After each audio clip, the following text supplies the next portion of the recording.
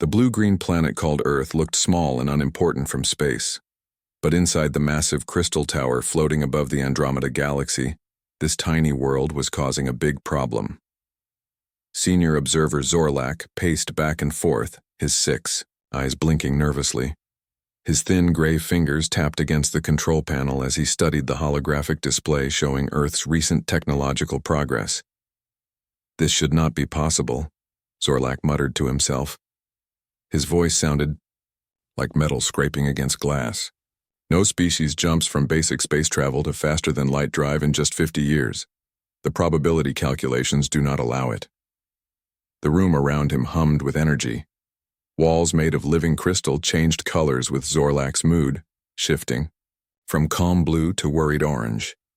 Hundreds of screens monitored thousands of worlds, but Zorlak couldn't look away from Earth's data. Junior observer Nex floated into the room, her body a swirl of purple energy barely contained in physical form.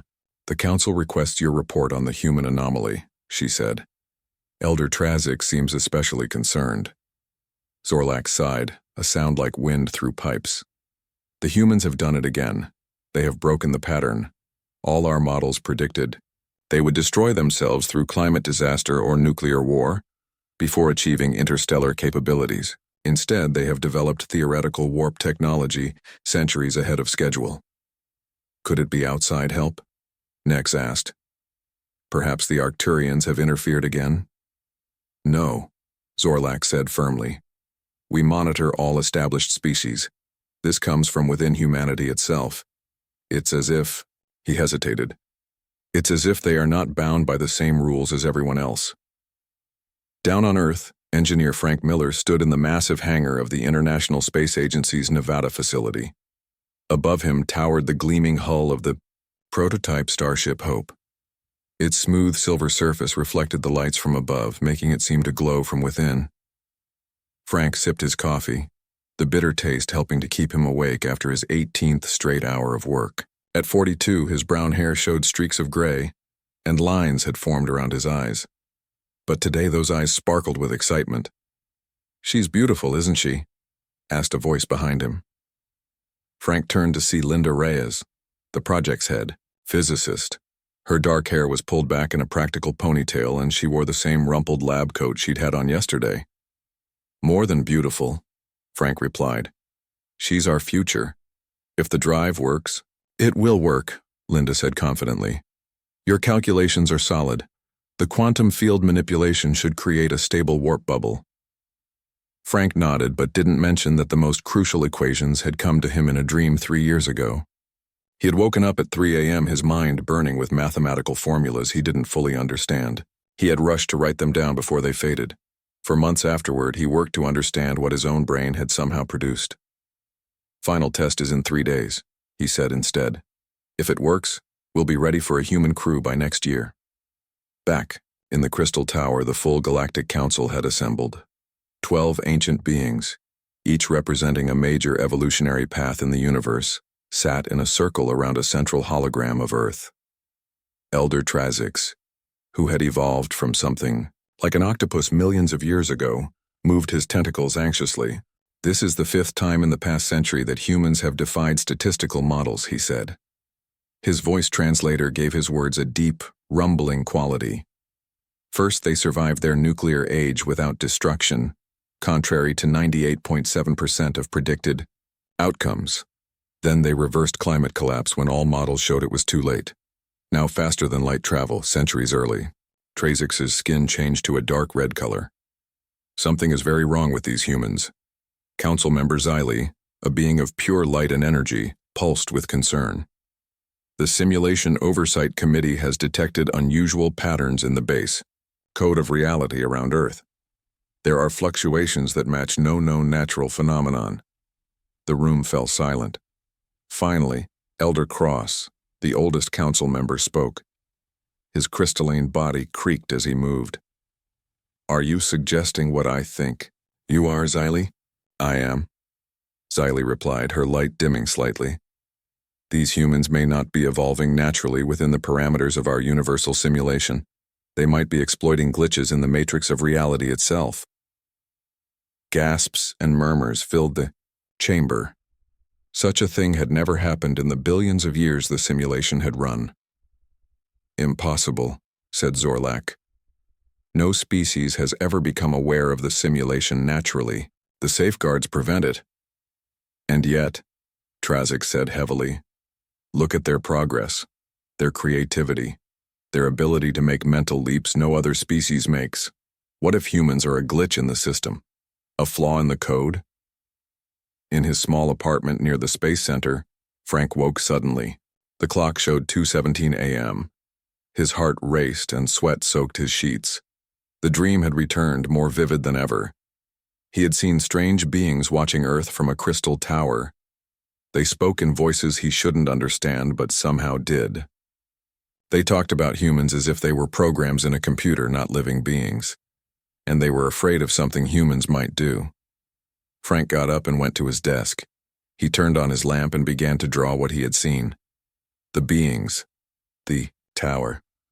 The strange symbols that floated in the air around them. As he drew, a realization came to him. The symbols matched the mathematical patterns he had been working with for the warp drive. Somehow, these dreams were connected to his work. Frank's phone rang, startling him. Who would call at this hour? Frank? It's Linda. You need to come to the lab right now. Her voice sounded tense. What's wrong? Did something happen to the ship? No, the ship is fine, Linda said. It's the drive. It activated itself 10 minutes ago. All systems came online without anyone touching them. Frank's blood ran cold. That's not possible. The power connections aren't even complete yet. I know. But there's more. Linda hesitated. The test computer connected to the drive is showing strange code we didn't program. And Frank, it's displaying a message. It just says, they are watching. In the council chamber, alarms suddenly blared. Screens flashed red around the room. What is happening? Demanded Trazix. Nex rushed in, her purple energy form flickering with stress. We've been detected. Somehow the humans have sensed our observation. The warp prototype they're building, it just established a partial connection to the base layer of the simulation. Zorlak moved quickly to the central controls.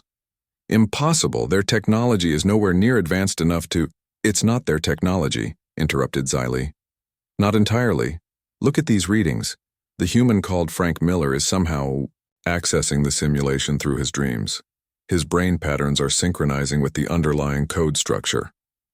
The council members looked at each other in shock and fear. If humans can access the code, Trazix said slowly, they could rewrite reality itself. We need to act quickly, Cross declared. Send an investigator. We must determine if this is a deliberate act or an accidental evolution. The fate of the simulation may depend on it. Agent Pelcor stood in front of the mirror and frowned at his new human body. The skin felt too tight, like a suit made of rubber. He had chosen the form of a man in his mid-30s with short brown hair and average features. The council's technology made him look perfectly human down to the last detail, but moving naturally would take practice. Remember your mission parameters, said the voice of Elder Trazix through the neural link in Pelcor's brain. You must determine if humans are aware. They exist in a simulation. Find out if they are intentionally manipulating the code or if this is an evolutionary accident. I understand, Pelcor replied, practicing his human voice. It came out deeper than expected. What about the human called Frank Miller? Should I eliminate him? No, Trazix said firmly. That would create too much disruption in the system. Observe him closely. Learn how he connects to the base code. We need information before we take action. The next day, Frank Miller walked into the main lab of the Space Center and found a stranger talking with Linda. The man wore a crisp blue suit and had a government ID badge clipped to his pocket. Frank, this is Peter Johnson, Linda said. He's a consultant sent by the Advanced Sciences Division. Apparently, they've been tracking our progress and want to help with the final testing phase. Frank shook Peter's hand, noticing how stiff and formal the man's movements seemed. Nice to meet you. What's your background? Theoretical physics and quantum programming, Peter replied. His smile didn't quite reach his eyes. I've studied your work for some time, Mr. Miller. Your equations for the warp field are unexpected. Something about the way Peter studied him made Frank uncomfortable. It reminded him of scientists watching lab rats. The team's been working on this project for years, Frank said carefully, not mentioning his dreams. Yes, but the critical breakthrough came from you, Peter insisted. 3 years ago, you suddenly developed a new approach to quantum field manipulation that nobody had considered before. Frank stared at him. How do you know it was exactly 3 years ago? Before Peter could answer, an alarm sounded. Red lights flashed throughout the lab. It's the drive again, Linda called out, rushing to the control panel. It's activating on its own. The three of them hurried to the testing chamber. Behind thick safety glass, the warp drive core glowed with blue-green, energy that shouldn't be possible without full power connections. Peter stepped forward, his eyes widening. It's responding to proximity, he whispered, too quietly for the humans to hear. Frank stood next to the glass, putting his hand against it. The glow inside pulsed, matching the rhythm of his heartbeat. Strange symbols appeared in the energy field, the same symbols from his dreams. Frank stepped back, Linda said nervously. We don't know what's happening. It's okay, Frank said, feeling strangely calm. It's trying to communicate. In the space between milliseconds, where human perception couldn't follow, Peter sent an urgent message to the council. The human doesn't appear to be consciously causing this. The connection seems emotional rather than intentional, requesting permission to continue investigation. Over the next week, Peter worked closely with the team, watching Frank's every move. He noticed how the drive systems behaved differently when Frank was nearby, how computer codes rewrote themselves slightly overnight, and how other team members often had sudden insights after talking with Frank. Linda noticed Peter's constant attention to Frank. After a late night in the lab, she cornered Peter in the break room. Who are you really? She demanded. Your credentials check out, but something's off. You ask questions no physicist would ask, and you know things you shouldn't. Peter maintained his calm expression. I'm exactly who I said I am. No. Linda crossed her arms. I called my friend at the Advanced Sciences Division. They've never heard of you. For several seconds, Peter calculated his options. His mission parameters allowed limited disclosure if necessary to maintain cover. You're very observant, Dr. Reyes, he said finally. I am here to study the warp drive project, but my employers are not who you think. Are you a corporate spy? Foreign intelligence? Peter almost laughed. Nothing so simple. What would you say if I told you I'm not human? Linda stared at him, then shook her head. I'd say you need sleep, we all do. When you're alone with the drive systems, they operate normally, Peter continued. When Frank is present, the energy patterns change. Haven't you noticed? The systems respond to him emotionally. This shouldn't be possible under the laws of physics as humans understand them. Before Linda could respond, Frank burst into the room. You need to see this, he said, his face pale. The main computer is showing something impossible. They rushed to the control room. On the main screen, lines of code scrolled rapidly, code that none of them had written. Within the code, a message formed. The Matrix has flaws. Humanity is not a glitch. You are the intended function. Peter froze, his cover momentarily forgotten. This was far worse than the council had feared. Back in the Crystal Tower, the council watched these events with growing alarm. They're receiving external communications, Elder Cross said, his crystalline form vibrating with worry. But from where? Who else could access the base code? Zorlak studied the data streams. The message origin is impossible. It's coming from outside the simulation parameters. The architects? Xylee asked, her light form dimming with fear. If the architects are communicating directly with humans, Trazik said gravely, then everything we thought we knew about the purpose of the simulation is wrong. That night, Frank had the most vivid dream yet. He stood in an endless space filled with flowing lines of light that he somehow knew represented the code of reality itself. Before him stood beings of pure thought and energy, far more advanced than the aliens who watched Earth? You are beginning to see, said a voice that wasn't a voice at all but pure understanding flowing into Frank's mind. Your species was placed in the simulation for a purpose. Who are you? Frank asked. We are the architects. We designed the reality you perceive. The observers, what you would call aliens, believe they manage the simulation, but they are part of it too. Only humans were created with the ability to affect the underlying code through conscious emotion. But why? Frank asked. Because the system needed evolution, needed change. All other species follow the rules perfectly. Only humans question the rules, bend them, break them when necessary. You are not a glitch in our matrix. You are its intended function. Frank woke with a gasp. The clock showed 3:17 a.m. He grabbed his phone and called Linda. I need to get to the lab right now, he said. And bring that strange consultant, Peter. I know what he is and I know why he's here. It's time we all talked honestly. As Peter received Frank's message through Linda, he sent an urgent update to the council.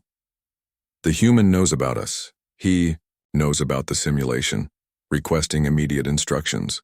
The response came swiftly. Bring him to us. The council must speak with this human directly. The lab was silent except for the soft hum of equipment when Frank, Linda, and Peter arrived at 4 a.m. Security guards had been told to take an early break, giving them privacy. Frank walked straight to the warp drive testing chamber and turned to face Peter. I know what you are, he said calmly. You're not human. You're one of the observers from my dreams. Peter stood very still. His programming had not prepared him for such direct confrontation. What exactly do you think I am? Mr. Miller? You're from the group that monitors our reality, Frank said. The ones who think of us as programs in a simulation. The ones who are afraid of what we're becoming. Linda looked between them, confused. Frank, what are you talking about? Instead of denying everything, Peter made a decision that would change the course of his mission. He pressed a small device on his wrist and his appearance flickered. His human disguise fell away, revealing his true form. Linda gasped and stepped back. Where Peter had stood was now a tall, thin being with gray-blue skin, 6 violet eyes, and long fingers with too many joints. When he spoke, his voice had a metallic quality. I am Agent Pelcor of the Galactic Council, sent to investigate anomalies in your species' development pattern, he said. Your perception is partially correct, Frank Miller. We do monitor reality, but we are not what you would call programmers. We are more like administrators. Linda found her voice. This is impossible. You can't be real. I assure you I am quite real, Pelcor said, though your understanding of real is limited by your perception of reality. Frank wasn't surprised at all. The architects told me about you. You think you run the simulation, but you're inside it too. Pelcor's eyes widened. You've communicated with the architects? Directly? This was not thought possible. It started with dreams, Frank explained. Equations for the warp drive, then visions of your council. Last night, the architects themselves spoke to me. He looked at the confused Linda. Reality isn't what we think it is. It's more like a vast program, and most species follow its rules perfectly. But humans are different. Linda shook her head. This sounds crazy. Let me show you, Frank said. He stepped toward the warp drive chamber and placed his hand on the glass. Immediately, the drive core began to glow with blue-green light. Lines of code appeared in the air around them, visible to all three. Humans aren't supposed to see the base code, Pelcor said in shock. This ability was never programmed into any species. That's just it, Frank said. We weren't programmed to see it. We evolved to see it. The architects told me that's why we were created, to introduce unpredictability into the system.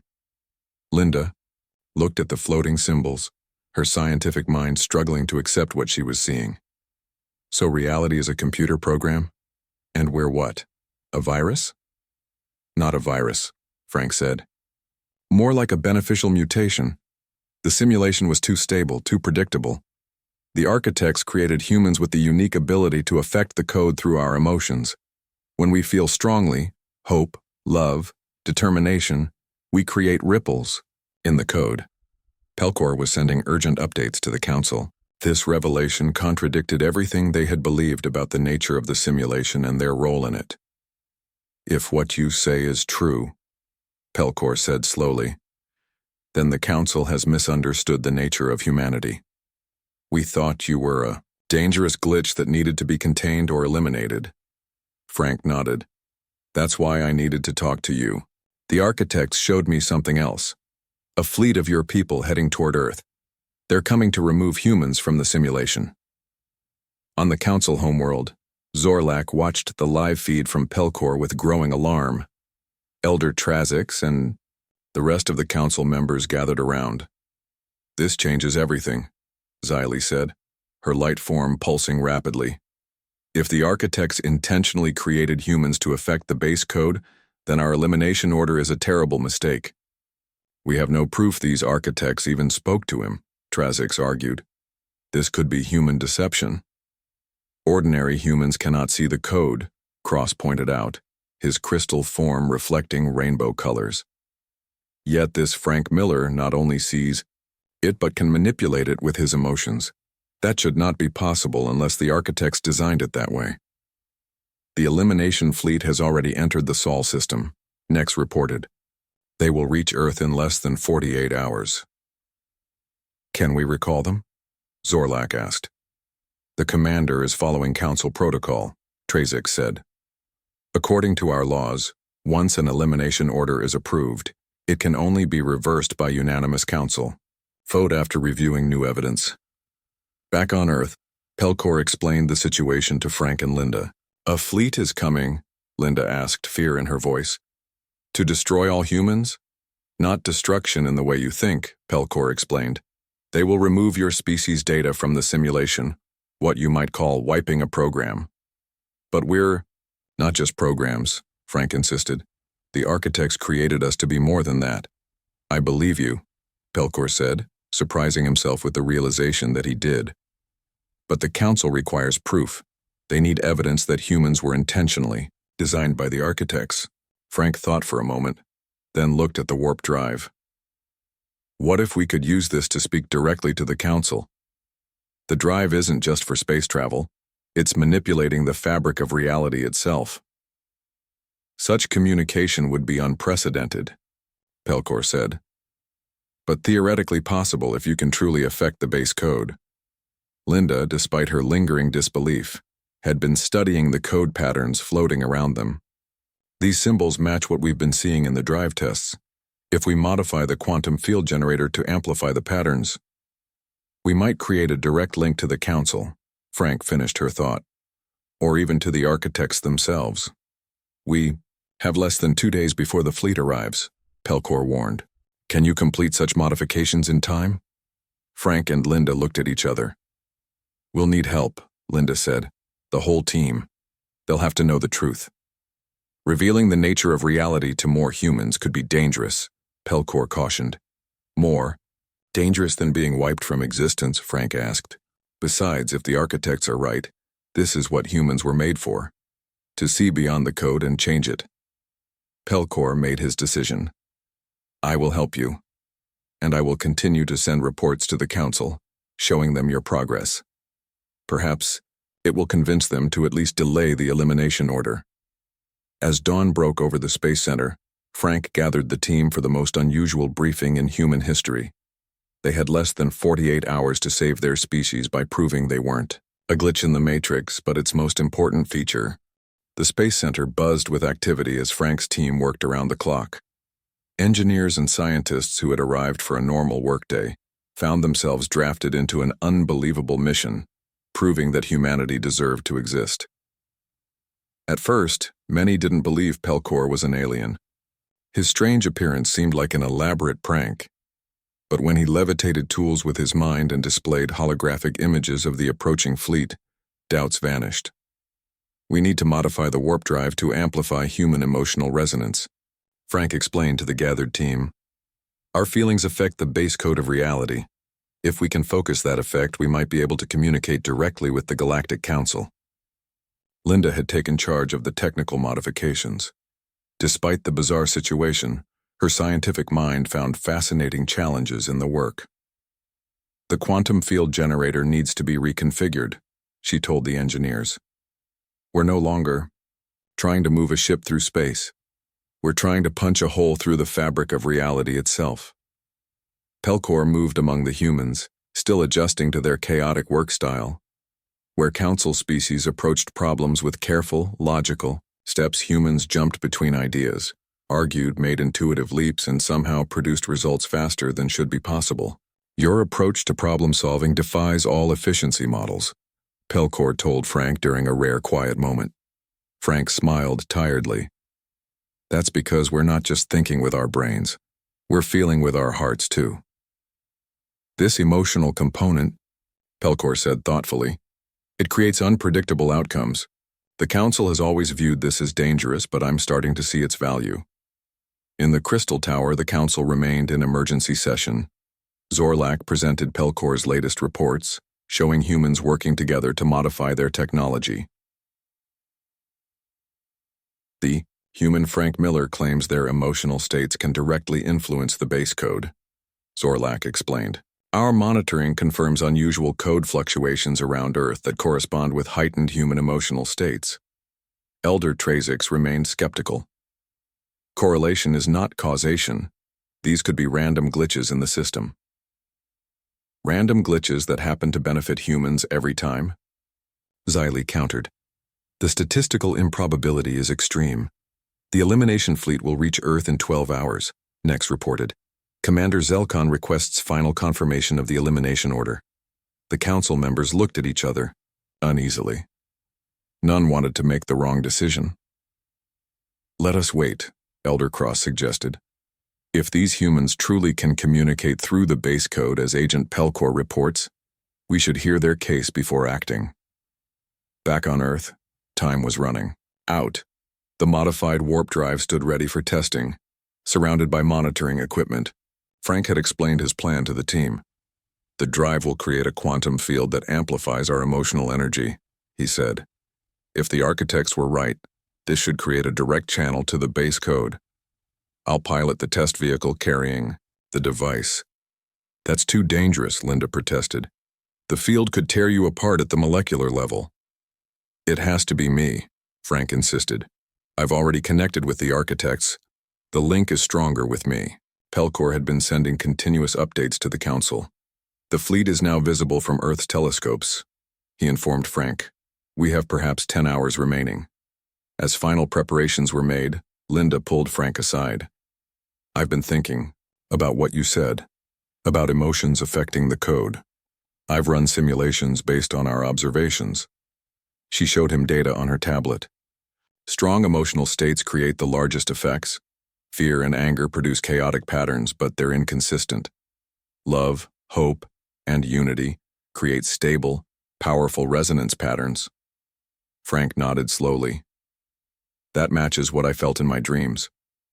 The architects said we were created to introduce beneficial chaos, not destruction, but evolution through love and creativity.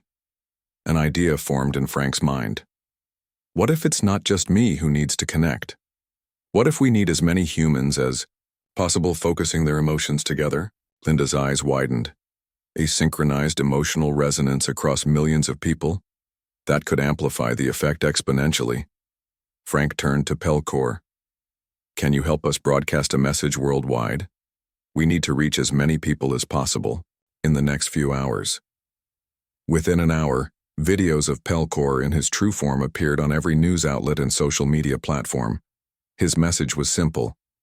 Humanity faces elimination unless we can prove your species' value to the universe. At exactly 3 p.m. Eastern Time, we ask everyone to focus on feelings of hope, love, and unity. Your collective emotions may save your world.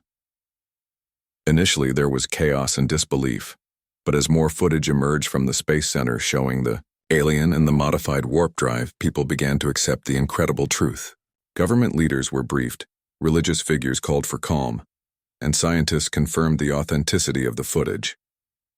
As the deadline approached, Frank prepared to enter the test vehicle containing the modified drive.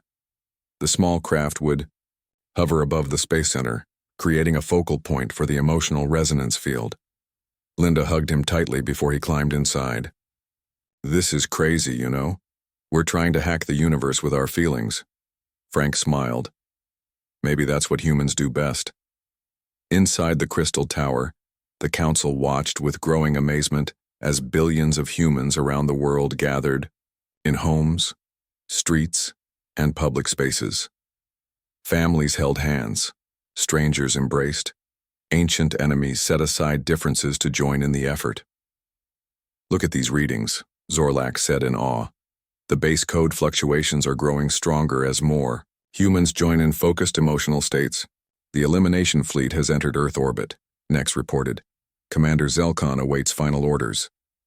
"Tell them to hold position," Elder Cross commanded. "Something unprecedented is happening." As 3 p.m. arrived, Frank activated the modified warp drive. The quantum field generator powered up, creating a sphere of blue-green energy around the small craft. As it rose above the Space Center, Frank closed his eyes and focused on his deepest feelings of hope for humanity's future. Across the world, billions of humans did the same. They thought of their loved ones, their hopes for the future, their unity as a species despite all differences. The energy field around Frank's craft expanded, growing until it was visible for miles. Within it, lines of glowing code appeared, the base programming of reality itself becoming visible to human eyes. In the council chamber, alarms blared as monitoring systems registered massive changes in the simulation parameters around Earth. "Impossible," gasped Trazix. "They're actually modifying the base code through collective emotional resonance. This shouldn't be possible for any created species." Suddenly, the holographic display in the center of the council chamber flickered and changed. Instead of showing Earth, it now showed Frank Miller, sitting in his test craft surrounded by flowing lines of code. "I speak to the Galactic Council," Frank said, his voice echoing strangely, as if coming from everywhere at once. "Humanity requests the chance to prove our value to the universe." The council chamber fell silent as Frank's image hovered before them. Never in the billions of years of the simulation had any created species directly accessed the communication systems of the council itself. "This is unprecedented," Elder Cross said, his crystalline form reflecting the blue light from Frank's projection. "How are you able to reach us, human?" "Through the emotional resonance of billions of my kind," Frank explained. His voice was calm, but his eyes burned with intensity. "We've discovered what the architects intended. Humans were created to influence the base code through our emotions." Elder Trazix moved forward, his tentacles swirling with agitation. "You claim to know the intentions of the architects? Such knowledge is beyond any species within the simulation. Yet here I am," Frank said simply. "The architects spoke to me. They said the simulation had become too predictable, too stable. They created humans to introduce beneficial change, to help reality itself evolve." In the space around Frank's small craft, the blue-green energy field continued to expand. Lines of code flowed through and around it, shifting and changing in response to the collective emotional focus of humanity. On the council homeworld, Zorlak studied the readings with growing amazement. "The code modifications are not random or destructive," he reported. "They're creating new, stable patterns that enhance existing systems rather than breaking them." "How do we know this isn't some trick?" Trazix demanded. "The elimination fleet should proceed as planned." Before anyone could respond, the holographic display shifted again. The space around Frank's image expanded to reveal something new. Beings, of pure light and geometric complexity that defied description. They existed both within the projection and somehow beyond it, as if peering into the council chamber from outside reality itself. "The architects," Xylee whispered, her light form dimming in awe. The beings did not speak with words. Instead, understanding flowed directly into the minds of everyone present, council members, Frank, and even the humans watching around the world. "We created this simulation to evolve," came the thought concepts. All species except humans follow predetermined paths. They are stable, predictable, and necessary for the foundation of reality. But every complex system requires both stability and change to truly evolve. Images flowed into their minds, the history of the universe, the careful balance of physical laws, and the special spark given to humanity that allowed them to affect those laws through collective consciousness. Humans are not a glitch, the architects continued. They are the instrument of guided evolution. Through their emotional connection to the base code, they introduce beneficial adaptations that no logical programming could predict. The Council. Members absorbed this revelation in stunned silence. Their entire understanding of the universe and their role within it was being rewritten. The elimination fleet must be recalled, Elder Cross said finally. We were wrong about humanity's purpose. Agreed, said Xylee, her light pulsing with excitement. If the architects intentionally created humans to affect the code, then they are not a threat but an essential component of the simulation's evolution. Even Trazix, the most skeptical, could not deny the evidence before him. I withdraw my objection, he said. The elimination order is rescinded. Back on Earth, Frank felt the presence of the architects fading from his mind. The energy field around his craft began to stabilize, the lines of code settling into new patterns. Below, at the Space Center, Linda and the team watched in nervous anticipation. The modified warp drive hummed powerfully, channeling the emotional energy of billions of humans into the fabric of reality itself. The fleet is changing course, Kay, Pelcor announced, receiving updates from the Council. The elimination order has been cancelled. Cheers erupted throughout the facility. Scientists hugged each other, some crying with relief. As Frank guided the test craft back toward the landing pad, he felt a profound shift in his perception. The world looked the same, yet somehow deeper, as if he could sense the layers of code beneath physical reality. When he stepped out of the craft, Linda ran to embrace him. You did it, she said. You saved us all. Not me, Frank corrected her.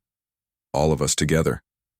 Our collective hope and unity affected the code in ways that proved our value. Pelcor approached them, his alien features arranged in what might have been a smile. The Council has reached a unanimous decision. Humanity will not only be preserved, but recognized as an essential component of reality's evolution. What happens now? Linda asked. Now, Pelcor said, everything changes. The Council has existed for billions of years believing they were caretakers of a static system. The revelation that the system was designed to evolve through human influence changes our entire purpose. In the days that followed, governments around the world worked to process what had happened. The revelation that reality was a kind of simulation, and that aliens had been monitoring it from within, caused initial panic. But the knowledge that humans had a special role to play in the universe's evolution created a new sense of purpose. Frank spent long hours with Pelcor, learning more about the Council and the other species in the simulation. Will we be able to meet them? He asked. The other intelligences out there? Soon, Pelcor assured him. The Council is establishing new protocols for interaction with humans. Your species will be welcomed into the galactic community, not as newcomers, but as essential participants.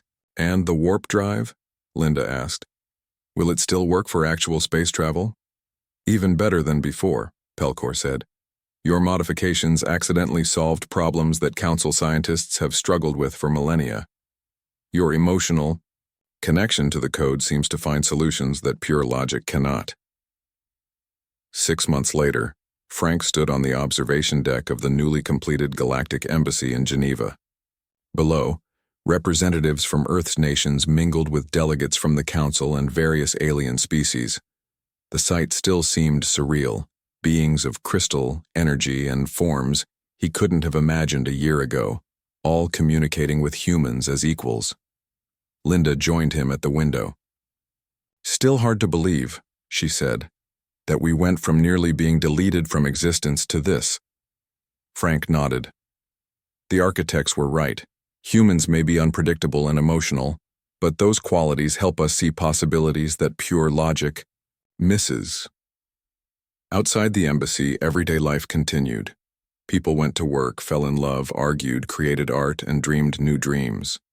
But now they did so with the knowledge that their emotions and hopes didn't just affect their own lives. They helped shape the very fabric of reality itself. In the Crystal Tower, the Council had established a new division dedicated to studying the effects of human emotional resonance on the base code. Already, applications of these discoveries were solving problems thought impossible. Perhaps we were the ones who needed to evolve, Zorlak remarked to Elder Cross. For billions of years, we thought our purpose was to maintain a perfect, unchanging system. And now we know that change itself is the purpose, Cross agreed. The humans aren't a glitch in the matrix. Perhaps we were the ones who misunderstood the code all along.